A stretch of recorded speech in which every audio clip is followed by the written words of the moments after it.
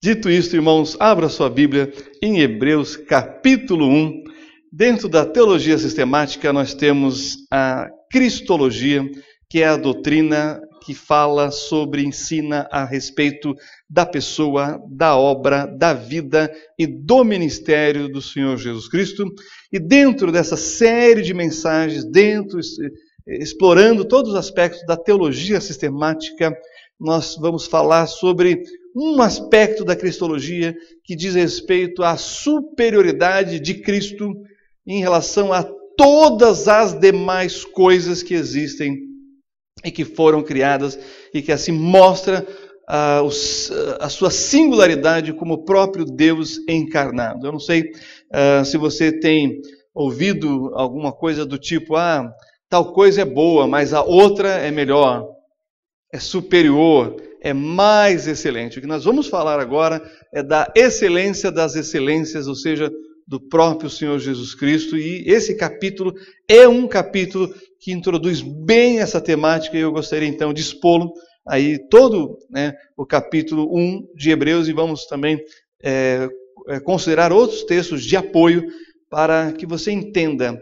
que quando você escolhe a Cristo, você escolhe aquilo que há de melhor. Ele é superior a tudo. E nós vamos ver também nessa carta em que ele é superior mesmo em relação ao seu sofrimento, à sua luta, às suas angústias e às dificuldades que você possa ter na sua vida. Por quê? Porque ele experimentou isso também.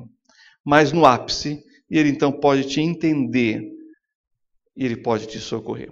Então, Hebreus capítulo 1, nós vamos ler aqui o versículo 1 inicialmente, e assim vamos expor o capítulo todo. Diz assim: havendo Deus antigamente falado muitas vezes, de muitas maneiras aos pais, pelos profetas, a nós falou-nos nesses últimos dias, pelo Filho.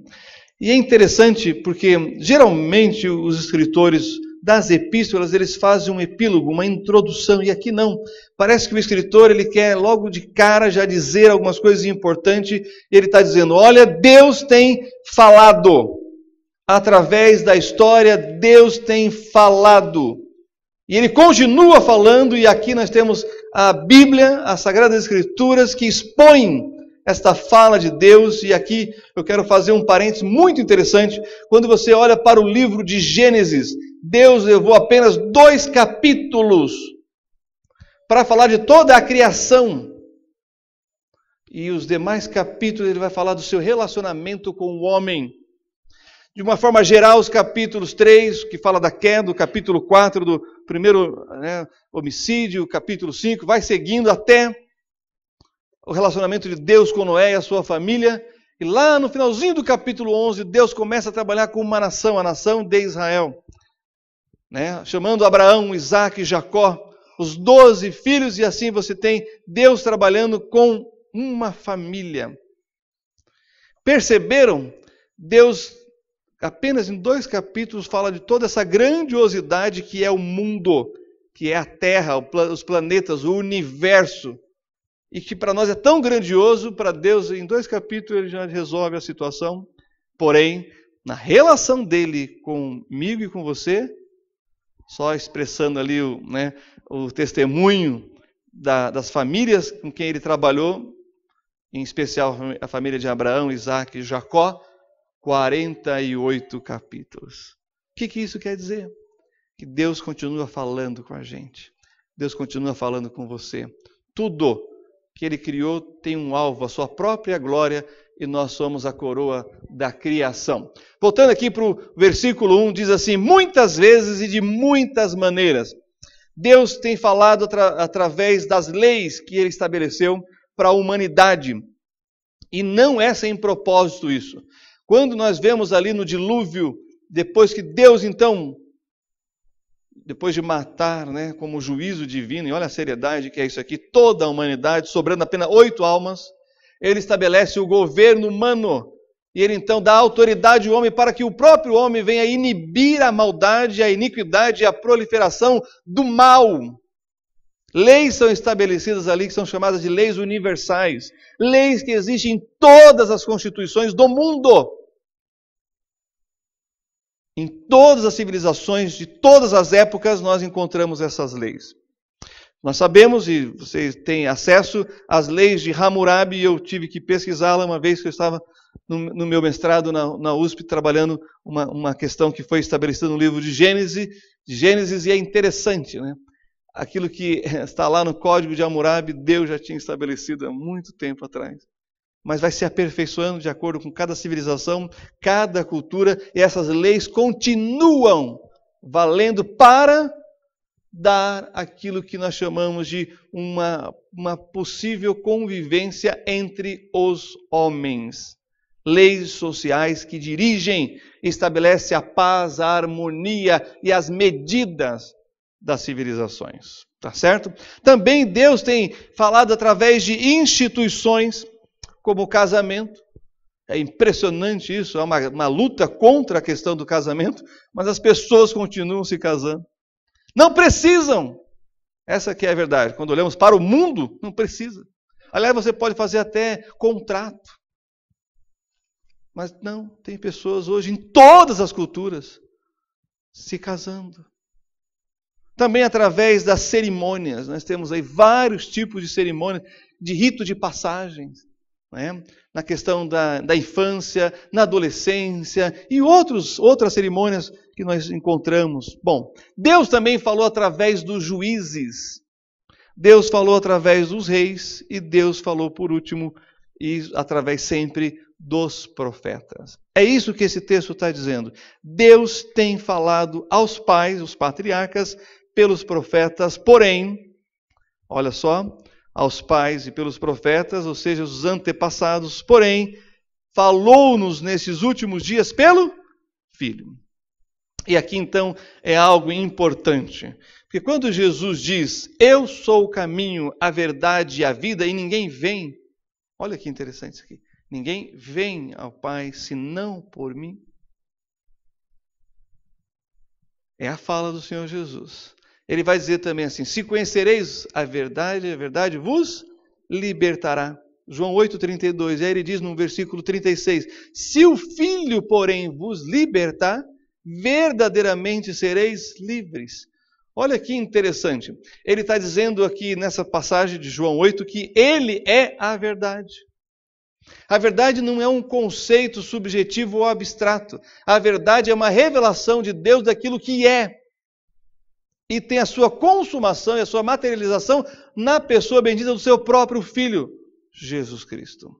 Quando nós olhamos para João 1, e a Bíblia diz lá que ele é o Verbo. O Verbo é a palavra em movimento.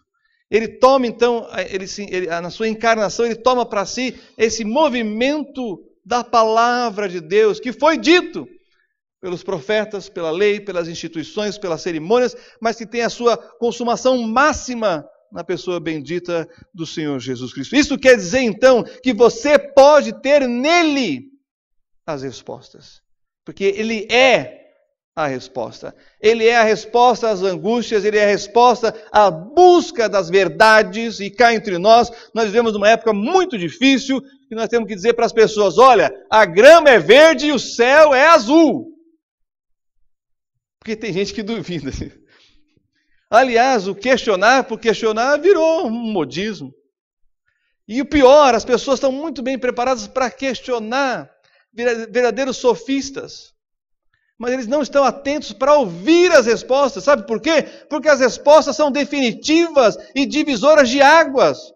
Irmãos, quando as pessoas questionam algo e você diz, é assim, você está dando para essa pessoa a chance de tomar a decisão. E as decisões são coisas importantes, porque tome você ou não as decisões, elas vão acontecer. As consequências e as circunstâncias virão. E outra coisa, saiba disso, se você não tomar a decisão, outros vão tomar por você. E aí você também não tem muita chance de falar, eu não queria assim não.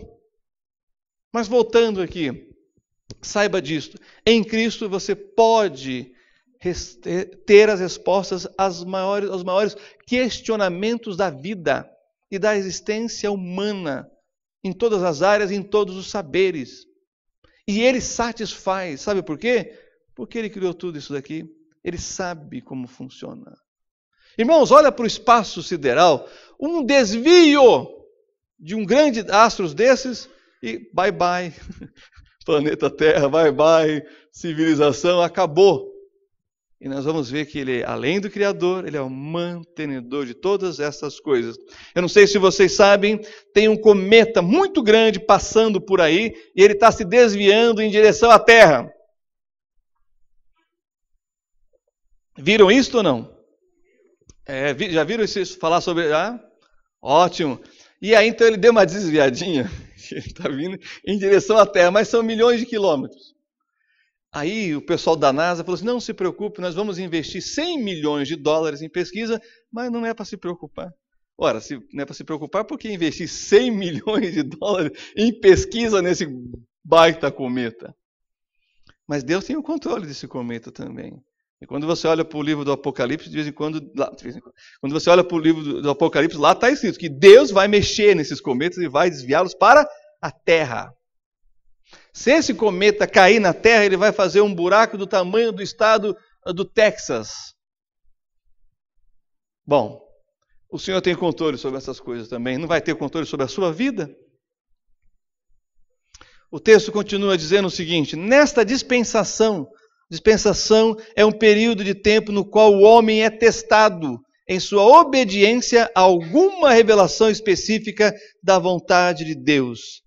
E ele está testando a humanidade. E Deus está testando o homem, se ele vai obedecer, se ele vai crer, se ele vai segui-lo. Hebreus capítulo 1, versículo 2, diz assim, a quem, falando sobre Jesus, constituiu herdeiro de tudo, por quem fez também o mundo. Olha que coisa maravilhosa. Essa aqui é uma referência ao Salmo 2, em que o Pai há de entregar as nações ao seu Filho, e apresenta então o Filho como também um co-criador com Deus. Nós vamos ver isso aqui. E é muito interessante, porque lá no Gênesis, voltando para o livro de Gênesis, quando Deus fala da criação, o relato bíblico diz que disse Deus, ele falou, e a palavra criou. Quem é a palavra? Jesus. E o Espírito de Deus pairava, assim, produzindo energia para criar o universo. Tá certo? Mas aqui agora em Colossenses 1, 15 a 17, volta aí algumas páginas, vamos chegar em Colossenses capítulo 1, versículos 15 e 17, nós vamos ver aqui o apóstolo Paulo apresentando o Senhor Jesus como Criador também. Enquanto lá no Gênesis está subentendido, aqui está de forma clara apresentando o Senhor Jesus como Criador.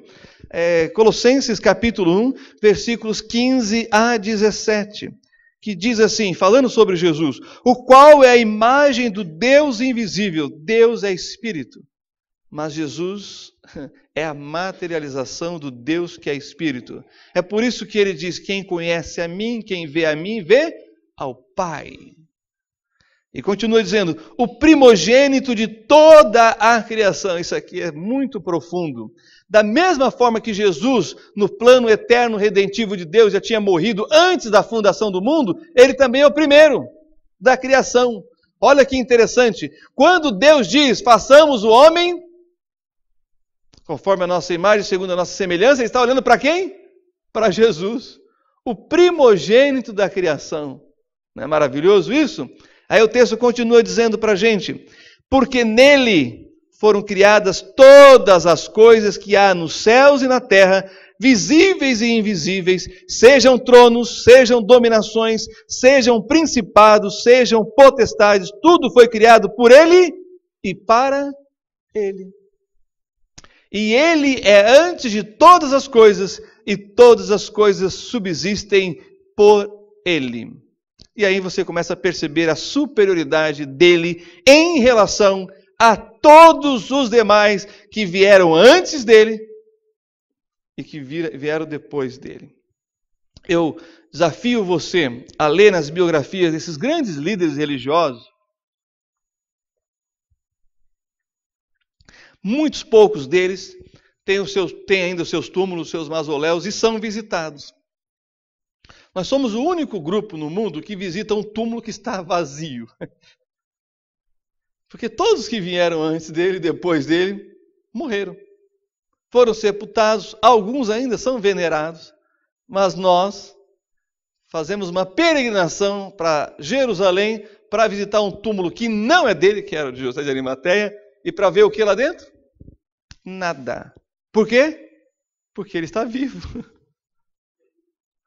E eu já falei e repito aqui, é o lugar mais precioso que tem. E se você fizer parte do nosso grupo, nós vamos estar nesse lugar, lá no jardim do túmulo, realizando a ceia do Senhor. Em memória dele, que foi morto, ressuscitou, ascendeu ao céu, mas voltará. E do outro lado, nós vamos estar no Monte das Oliveiras, o lugar da onde ele ascendeu para o céu e que disse que voltaria. E quando ele pisar no Monte das Oliveiras, o monte vai partir ao meio. Eu já falei, o Monte das Oliveiras é oco e tem uma rachadura que vai do norte de Israel até o sul, lá no Mar Morto. E a Bíblia diz que vai ter um rio ali de águas vivas. Voltando aqui para o texto de Hebreus, capítulo 1, versículo 2, nós temos aqui essa pessoa bendita que é o Senhor Jesus, que Deus vai dizer a quem constituiu o herdeiro de tudo, por quem fez também o mundo, sendo ele também co-criador. Versículo 3. O qual, sendo o resplendor da sua glória e a expressa imagem da sua pessoa, e sustentando todas as coisas pela palavra do seu poder, havendo feito por si mesmo a purificação dos nossos pecados, assentou-se à destra da majestade nas alturas. Aqui, irmãos, a palavra resplendor significa a emanação do brilho. É isso que quer dizer. Também a palavra expressa imagem é a representação exata da natureza de Deus. Essas expressões são afirmativas da divindade do Senhor Jesus Cristo. Ele e o Pai são um. Isso é muito sério. E o texto diz ainda, sustentando. Cristo não somente é o Criador, mas também é aquele que cuida. Se perguntassem para você, fale quem é Deus para você, defina Deus. Como é que você definiria? Ah, pastor, é difícil definir Deus, é verdade. Mas se você tivesse que na sua mente elaborar uma definição de Deus, o que você diria? Já parou para pensar nisso ou não?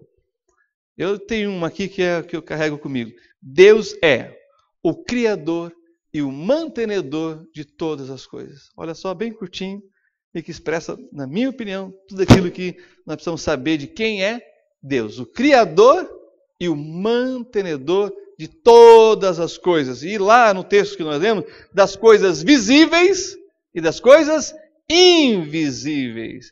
Das coisas aqui que nós estamos vendo, contemplando, tocando, mas dessas que nós não vemos, mas que existe, assim como a energia, assim como o ar, existe um outro plano que é espiritual, mas é tão real quanto o mundo físico.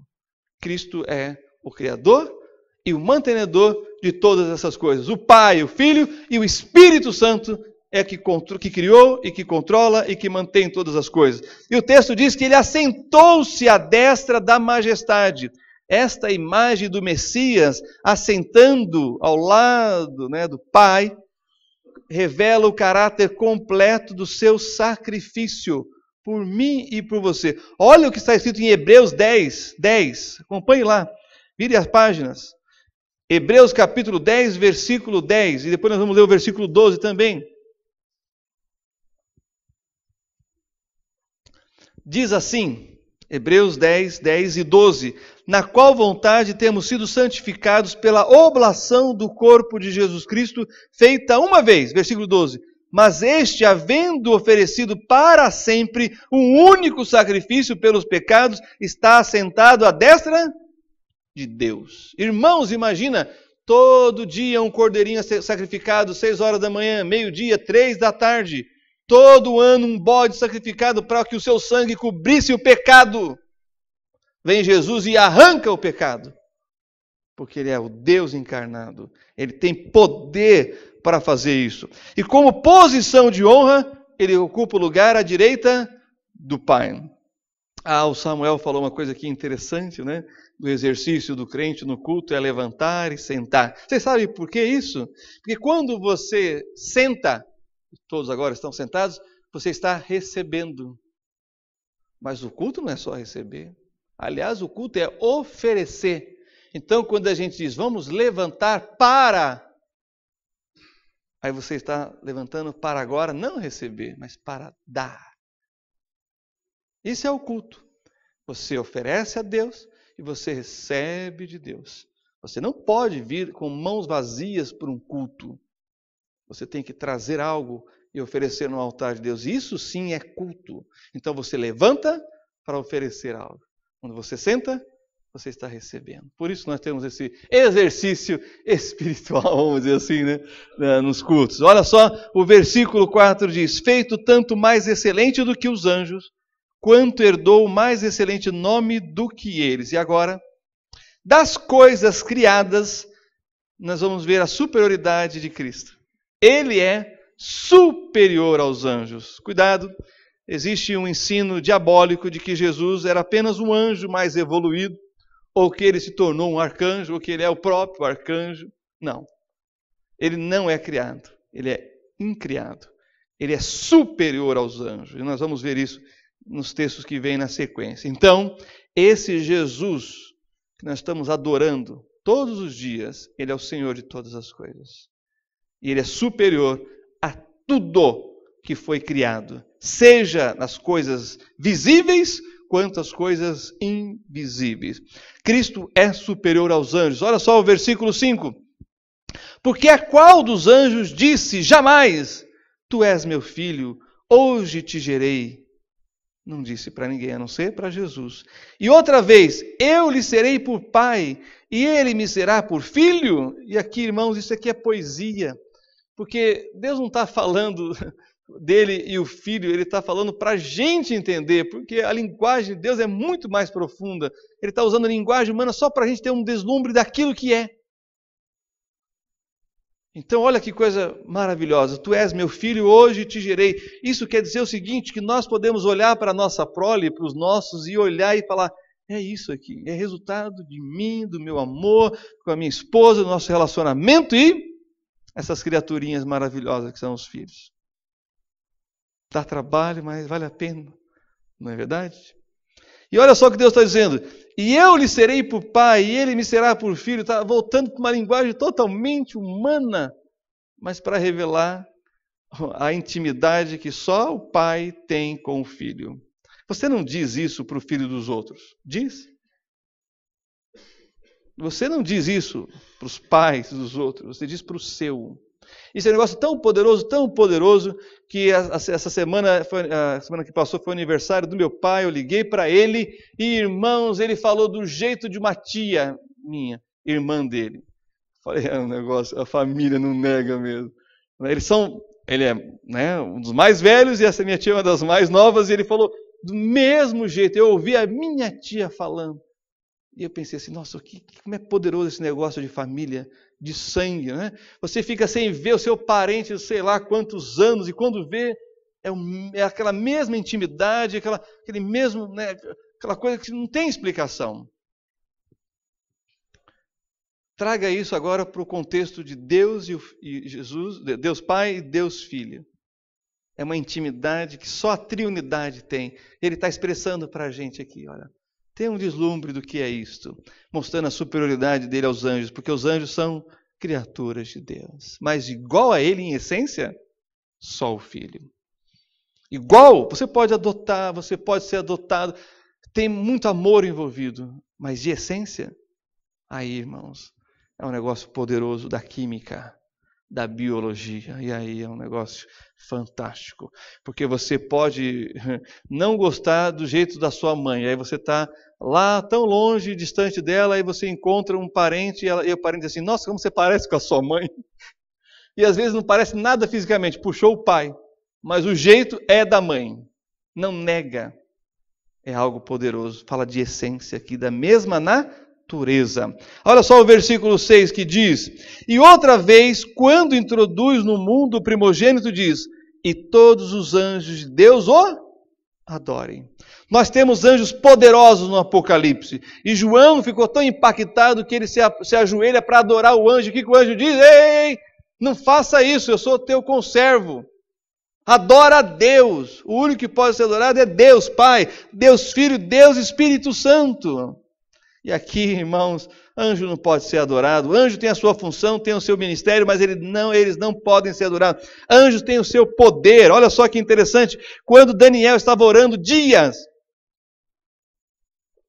para entender os desígnios de Deus com a nação de Israel, que estava sendo levado cativa, o templo queimado e destruído, o anjo Gabriel saiu do céu para vir trazer a notícia para ele. E o príncipe da Pérsia, ou seja, um demônio poderoso esse, parou Gabriel no meio do caminho.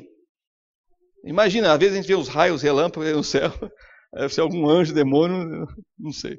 Brincadeira à parte, não dá para saber. Mas ele impediu. Aí quem que Deus mandou?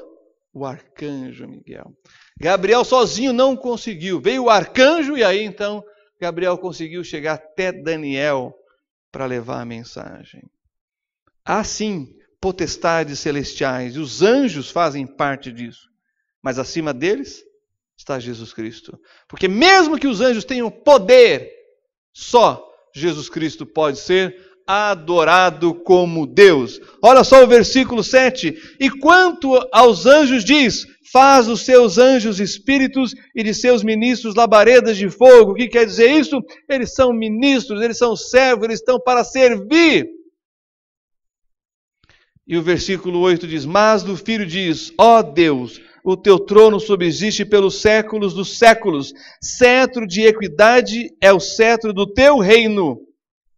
Ele é o único que vai reinar sobre tudo e sobre todos. Eu não sei aqui quantos assistiram aquele filme A Vida é Bela. Quem assistiu esse filme? Recomendo. É uma visão assim mais lúdica, um pouco cômica do período do Holocausto.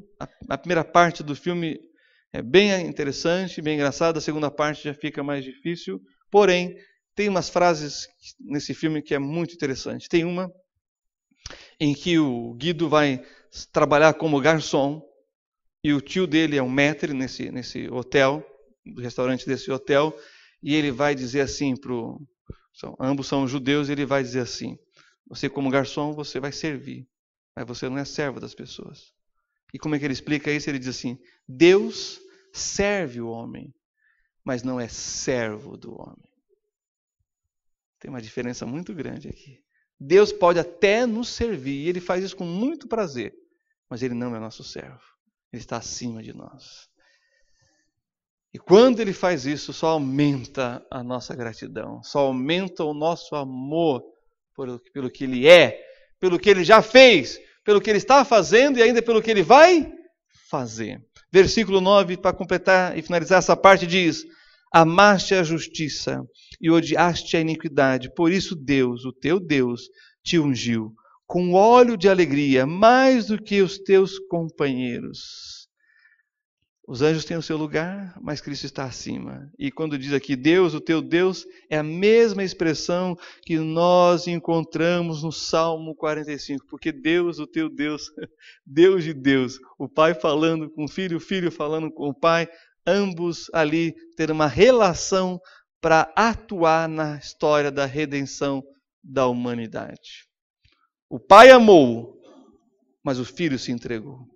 E o Espírito Santo o ressuscitou para que nós tenhamos vida e vida eterna. Versículos 10 a 12 diz assim, e tu, Senhor, no princípio fundaste a terra e os céus são obra de tuas mãos. Eles perecerão, mas tu permanecerás. E todos eles, como roupa, envelhecerão. E o versículo 12, e como um manto se enrolarás, e serão mudados, mas tu és o mesmo, e os teus anos não acabarão. Cristo é o Criador de todas as coisas, e aquele que, em meio à contínua mudança do mundo, permanece imutável. É o que nós precisamos neste mundo. As coisas estão mudando numa velocidade que não dá tempo para digerir, não dá tempo para refletir, não dá tempo para tomar juízo de valor. Assim que você está pensando em uma coisa que impactou no começo da semana, vem outra, como uma avalanche. Você começa a ficar assim meio atordoado pelas coisas que vão acontecendo e chega uma hora que eu faço? Não vou assistir jornal, não vou ouvir rádio, não quero saber de nada que está acontecendo lá fora. Porque eu não consigo processar. Irmãos, você sabia que o conhecimento está se multiplicando, dobrando a cada 2 anos, você tem o dobro de informação que você tinha antes? E qual é a frustração? Quanto mais informação, mais vontade de realizar, porém a realização é menor. Você consegue fazer menos coisas do que você fazia antes, com tanta tecnologia, que dizem que foi inventado, criado para nos ajudar. Mas você tem tempo? Está sobrando o seu tempo? Mas você tem tudo na sua mão. Você pode resolver. Você não precisa nem ir ao banco. Aqui, ó. Você paga, recebe e faz depósito. Você fotografa o cheque e vai cair lá na sua conta depois, quando compensar. E aí você diz, agora, pastor, que eu tenho internet bank no meu celular, eu tenho mais tempo. Eu tenho mais tempo para lazer. Irmão, lá em casa é lavadora, lava-louça, micro-ondas, aspirador, tem uma parafernália lá. Aí eu pergunto, tem mais tempo? Na sua casa também assim? Tem não. É o que nós estamos vivendo, muita informação, mas pouco conteúdo. Nós precisamos de um Deus que é imutável, apesar das mudanças do mundo. Porque se você for seguir todas as ondas, todos os modismos, você entra em depressão profunda. Não é isso que está acontecendo com os jovens? Tantas coisas sobre os jovens. Irmãos, tem criança que está tratando de depressão. Por quê? Porque ele tem o ensino normal e tem os extracurriculares. Esses extracurriculares é um negócio perigoso, viu? Na segunda tem natação, na terça tem o inglês, não sei o que tem a informática, não sei o que tem o alemão. Opa, calma aí. E quando que a criança brinca mesmo? Não, pastor, tem que preparar para o mundo, porque o mundo está muito competitivo. Desde quando? Porque para mim é desde sempre.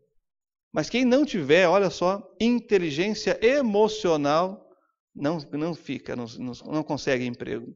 E agora tem um livro que eu comprei, chama-se Inteligência Espiritual. Ou seja, se você não souber lidar com essas questões que vai além da física, aquilo que o Aristóteles chama de metafísica, você também vai ter problema para arrumar emprego.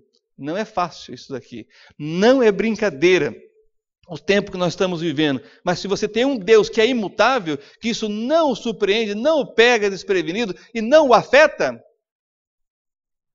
eu quero estar ao lado desse Deus que pode me sustentar, segurar as minhas emoções, me manter a espiritualidade.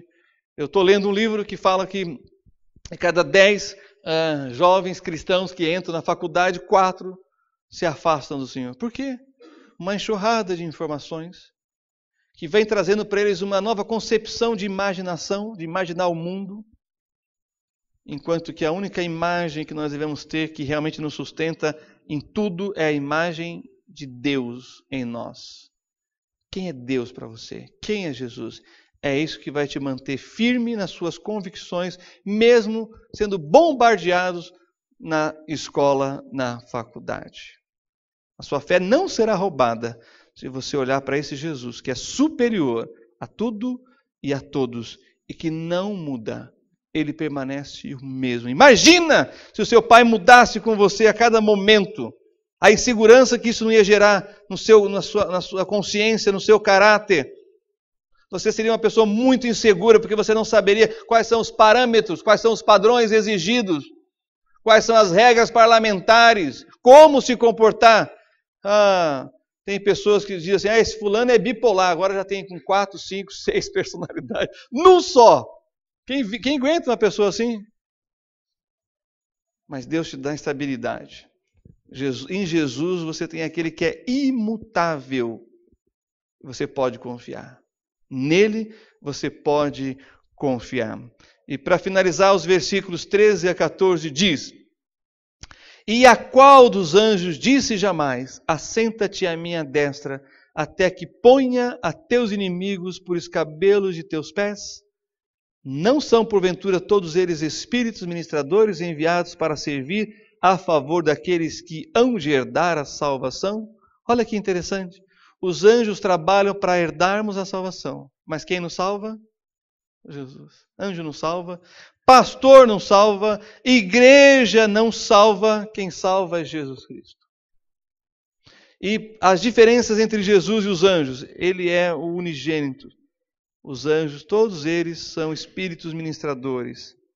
Ele é o Filho, ele é o Criador para salvar, enquanto os anjos é para servir, em favor daqueles que hão de herdar a salvação. Quando o Senhor Jesus assenta-se à destra, quer dizer que ele terminou o seu trabalho. Qual o trabalho? De redimir o homem. Então ele veio, 3 anos, encarnou-se, com os 30 anos assumiu o seu ministério, depois de 3 anos e meio morreu, foi sepultado e ressuscitou, vencendo o diabo, a carne, o mundo, a morte. Quem é o último inimigo do homem? A morte. O Senhor Jesus zombou sobre a morte. Ele é chamado de o primogênito dentre os mortos. O que quer dizer isso? Aquele que ressuscitou para nunca mais morrer. Outras pessoas morreram e ressuscitaram e tornaram a morrer novamente. Esse negócio de morrer uma vez já não é comigo, eu quero ser arrebatado. Morrer 2 vezes? Aí não dá. É melhor ser arrebatado. Esse negócio de morte não é comigo, já disse, repito, não tenho medo de morrer, só não quero morrer, eu quero ser arrebatado. Mas vira a página comigo e vamos entender esse conceito da redenção, por que ele pôde se assentar. Hebreus capítulo 4, versículos 14 a 16, e aqui então é a porção final sobre esse que serve o homem, mas não é servo do homem, esse que é superior a tudo e a todos, Jesus Cristo. Hebreus 4, 14 a 16. Visto que temos um grande sumo sacerdote, Jesus, Filho de Deus, que penetrou nos céus, retenhamos firmemente a nossa confissão de fé nele, porque não temos um sumo sacerdote que não possa compadecer-se das nossas fraquezas, porém um que, como nós, em tudo foi tentado, mas sem pecado. Deixa eu dizer algumas coisas importantes aqui. Ser tentado não é pecado. Pecado é ceder à tentação. Nós seremos tentados. Não é pecado ser tentado. Pecado é ceder à tentação. Foi Martinho Lutero que disse que você não pode impedir que um pássaro voe sobre a sua cabeça, mas você pode impedir que ele faça ninho. Jó vai dizer, eu fiz concerto com minhas vistas, com meus olhos, como eu fixaria numa virgem. E olha só, irmãos, Jesus Cristo foi tentado em tudo. Ele, ao ser tentado em tudo e não ceder à tentação e não pecar, ele pode nos socorrer. E o mais importante para mim, ele te entende. Nós estamos numa época em que as pessoas falam umas com as outras, mas ninguém se ouve. Quanto mais entender. É interessante. Quando você procura entender a pessoa, e a pessoa diz para você tais coisas, e você está ouvindo, você olha para ela e diz, então você está dizendo isso, isso. E ela fala, não foi isso que eu disse. Não, como não? Não, você não está entendendo. Porque as pessoas não estão conseguindo falar o que está realmente acontecendo. Há uma dificuldade em transmitir com clareza os sentimentos. Porque os sentimentos eles estão tão assim, em ebulição, que você não tem um resultado final ainda. Mas as pessoas precisam falar. Mas elas não estão falando o que realmente está acontecendo. Porque os sentimentos são múltiplos.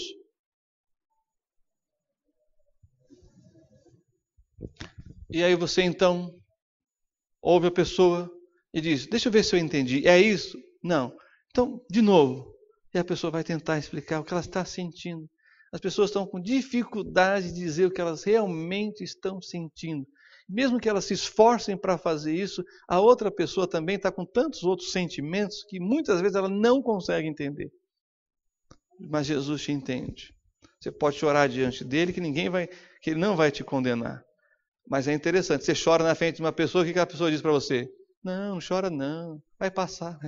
Não, a pessoa só quer chorar. Não sabe se vai passar. Ela só quer chorar. Mas não chora não, para que isso? Não, olha para o outro lado. Não quero olhar pelo outro lado, eu quero olhar por esse lado. É isso que eu estou sentindo, é isso que eu estou passando. Ora, irmãos, Jesus entende quando você chora, Jesus entende quando você ri, quando você ri de si mesmo, quando você critica a si mesmo, e é interessante isso também, tem muito disso aqui. Você começa a confessar o seu pecado e a outra pessoa diz, não pensa isso de você. Ué, é a única chance de restauração, é você reconhecer o que você é, e o outro diz, não, você não é isso não, você é uma pessoa tão boa. Mas não é assim que eu estou me sentindo, porque porque eu não fiz o que deveria, eu não pensei o que deveria, e estou agindo como não deve se agir. E o outro diz, não, mas isso é normal, todo mundo faz isso. Aí pronto. Ele te entende, ele te compreende até nos seus pecados, porque em tudo ele foi tentado, mas ele pode te socorrer, porque ele não pecou. Versículo 16 diz, cheguemos, pois, então olha só, ele nos entende, ele nos compreende, ele sabe o que você está passando, ele sabe o que é sentir dor, ele sabe o que é passar fome, ele sabe o que é ter necessidade, mas ele venceu tudo isso. Então, diz, cheguemos, pois, com confiança ao trono da graça, para que possamos alcançar misericórdia e achar graça, a fim de sermos ajudados em tempo oportuno. Por quem você quer ser ajudado? Em quem você quer achar graça e misericórdia? Em alguém que muda como você? Alguém que é inconstante como você? Alguém inferior ou igual a você? Ou você quer encontrar graça e misericórdia e ser ajudado por quem criou você? Sabe a história do Henry Ford?